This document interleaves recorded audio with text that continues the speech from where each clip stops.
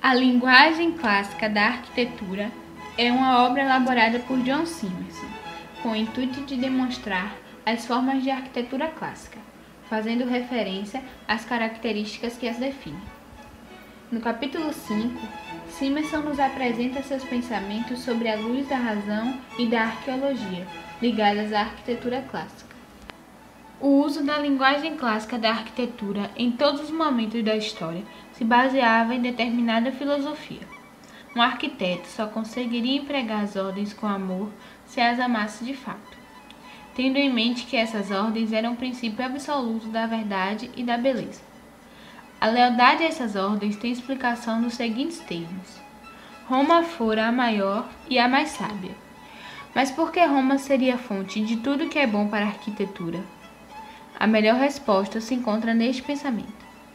A arquitetura romana é de descendência grega, das épocas mais remotas da história do homem, sendo assim naturalmente correta ou até mesmo uma obra da natureza, ligada à perfeição. Essa ideia era fundamentada em Vitrúvio. Segundo ele, a ordem dórica teria sido desenvolvida no protótipo de madeira e suas colunas originais feitas com troncos de árvore, sendo derivadas das florestas primitivas. O claustro de Santo Ambrógio, que fica em Milão, foi projetado por Bramante e uma representação desta crença. Nele, os fustes das colunas de pedra representam troncos com galhos cortados. O questionamento sobre a racionalidade das ordens surge na França do século XVII, onde a arquitetura clássica foi absorvida e adaptada, e é onde começam a ser feitas as perguntas sobre a verdadeira natureza das ordens e como deviam ser empregadas na era moderna. A preocupação em manter a integridade arqueológica das ordens surge em uma série de livros. O paralelo da arquitetura antiga com a moderna faz a comparação entre as ordens da antiguidade e como elas são interpretadas a partir de Serlin. Nesse livro, Freart defende a pureza das ordens. Claude Perrault apresenta sua edição de Vitrúvio e seu tratado sobre as ordens. O livro mais marcante é escrito pelo abade de Cordemaux, Novo Tratado sobre o Conjunto da Arquitetura. Nele, Cordemaux apresenta sua posição contra o maneirismo nas ordens, o que ele chamava de arquitetura em relevo, e que devia desaparecer, voltando ao discurso original das ordens. O pensamento francês da época era: tudo deve ser muito racional, o que vai de encontro com as ordens bastante estilizadas de Roma. A arquitetura surgiu com a hipótese de que o homem primitivo passou a construir sua própria casa. Foi passando da moradia para o templo, onde eles cultuavam os deuses. Aprimorando continuamente essa forma, surgiu a versão em madeira da ordem dórica, a qual posteriormente foi copiada e construída em pedra. As outras seguiram consecutivamente, mas ninguém até então havia pensado corretamente na casa primitiva, e Laugier fez exatamente isso, com sua teoria que iria abalar a arquitetura e a base dos pensamentos arquitetônicos. Ele visualizou este abrigo como uma estrutura a partir da qual todos os grandes arquitetos poderiam imaginar e criar. A partir da cabana primitiva, aponta que somente a coluna, o entablamento e o frontão podem formar uma parte essencial de sua composição.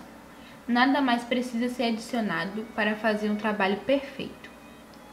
Laugier não pretendia de forma alguma extinguir as ordens, mas pelo contrário, ele acreditava que todas as novas ordens deveriam e poderiam ser criadas.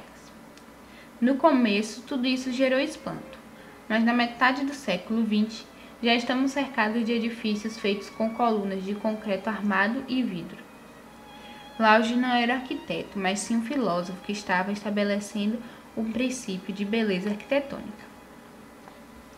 O Panteão é o primeiro edifício de importância que pode ser chamado de neoclássico, sendo o neoclassicismo a expressão usada para designar a arquitetura que, por um lado, tem a simplificação racional defendida por Cordemaux e Laugier, e por outro, busca representar as ordens com maior fidelidade arqueológica.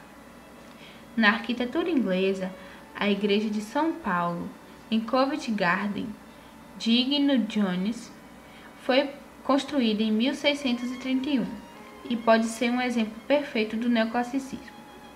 A cobertura esplêndida com seus amplos beirais e as colunas maciças amplamente espaçadas são quase arqueologia pura. Em 1734, um crítico descreveu a igreja de Covent Garden como sendo, sem rival, uma das obras mais perfeitas de arquitetura que a arte do homem pode produzir. O puritanismo arquitetônico dos ingleses, que surgiu inicialmente na obra de Inigo Jones, reapareceu na obra de Wren e Westmore. Além do mais, os ingleses eram românticos incuráveis. Se o racionalismo de Lauge os empurrava em uma direção, o irracionalismo do arquiteto e gravador Giambattista Piranesi seguia em direção oposta. A imaginação de Piranesi era irresistível. Essa é uma das mais famosas cenas da prisão. Uma perspectiva cavernosa de arcos romanos desfigurados e aos pedaços, envolvidos em uma atmosfera de horror e rusticação violenta. A ideia do primitivismo de buscar no passado as origens verdadeiras e imaculadas da beleza arquitetônica tinha duas consequências de maior importância: o ressurgimento da arquitetura grega e o primitivismo peculiar e idiosincrático de Sir John Swan. A arquitetura de Roma é de origem grega, por isso os romanos foram procurar pela primeira vez as origens imaculadas na Grécia. É quando se inicia o ressurgimento grego. Por volta do fim do século XVIII, se restabeleceu a convicção de que as ordens gregas, dórica, jônica e coríntia, eram mais puras e melhores do que as suas contrapartidas romanas. Portanto, passou a existir não apenas 5 ordens, mas 8. As 5 ordens formadas e definidas por Célio, e as 3 ordens gregas, que podiam ser extraídas de Stuart e Hewitt, os adeptos do ressurgimento, e que se ativeram as 3 últimas. O ressurgimento grego, que iniciou na Inglaterra e difundiu-se em toda a Europa, atingiu também a América e durou cerca de 30 anos. Ainda assim, as ordens gregas continuaram sendo uma curiosidade. Swan, uma das mentes mais originais do período, nunca se comprometeu diretamente com o ressurgimento da arquitetura grega. Então, projetava seus edifícios de dentro para fora. Um exemplo disso é o edifício Dulwich Art Gallery. A Ordem de Swan é nada mais que uma faixa vertical de tijolos maciços completada por uma gola de pedra. Sobre a faixa há uma projeção de pedra que simula a cornija. Sua ordem foi ridicularizada pelos críticos, sendo chamada de beócia, o que define algo bastante boçal e simplório. Todo o novo estilo pessoal e inovador de Swan morre junto com ele em 1837. Lauge e suas ideias estavam esquecidas. Parecia ser o fim da linguagem clássica da arquitetura. Mas o que se sabe de fato é que o caos do século XIX foi vital na arquitetura do século XX. E essa nos trouxe a arquitetura usada hoje em dia.